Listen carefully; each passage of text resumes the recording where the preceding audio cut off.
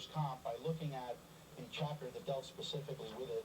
If we look at the remaining issues here, the other laws that are talked about, the other one of note is the Immigration Reform and Control Act of 1986.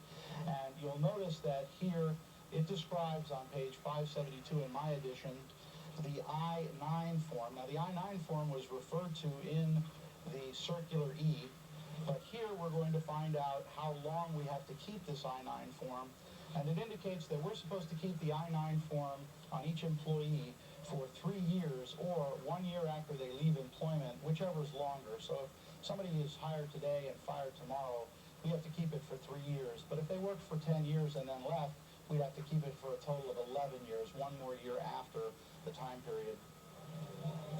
The remaining items here are sometimes asked about, but nothing in particular that you wouldn't be able to find on the spot.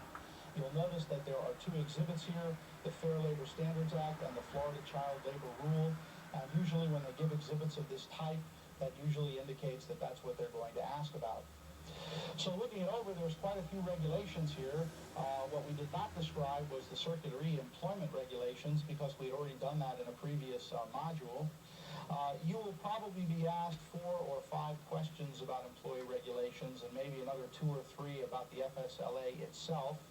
You may have some math questions connected with this, and calculating overtime hours, or calculating the amount of hours a child can work given a certain age and given a certain time of the year, or calculate a number of benefits for a workers' compensation injury, or calculate how you figure out a base rate of pay for an individual for a workers' comp claim.